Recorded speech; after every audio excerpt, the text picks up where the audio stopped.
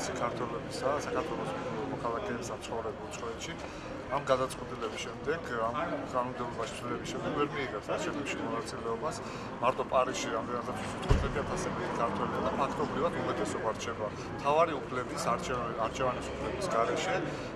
ვინაიდან საფრანგეთში ამ ქვეყანაში როგორც ესეთი ცნობა საცხოვრებელი ადგილიდან არ არსებობს.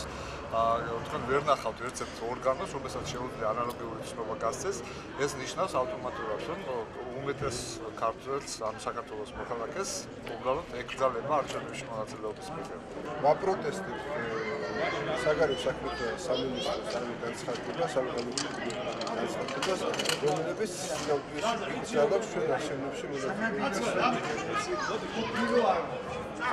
საფრანგეთის კანონმდებლობით ვერანაირად ვერ წარმოვადგენთ არალეგალურად ცხოვრები ქართველები ცნობა საცხოვრებელი ადგილით.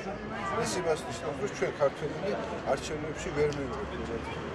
მე ვარ საქართველოს გამოგწეული დღევანდელი რეჟიმის მიერ, არა მარტო მეჩი, სამშობლოთან ერთად და ოჯახთან ერთად.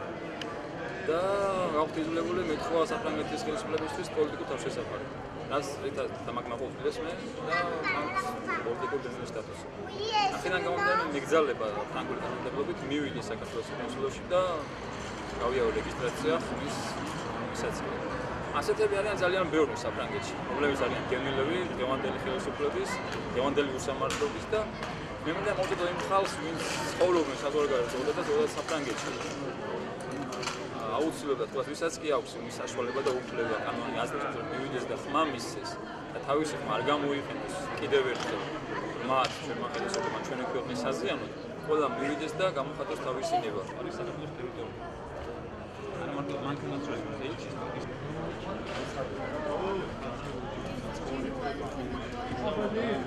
დაპირალი არის საქართველოში და დაემთხვა ცნობა საცხოვრებელი ადგილი ეს საფრანგეთში და სხვა ქვეყანაში ანალოგიური ხარ. თაღად ბელგიაში და იმაში და შეიძლება უწევთ.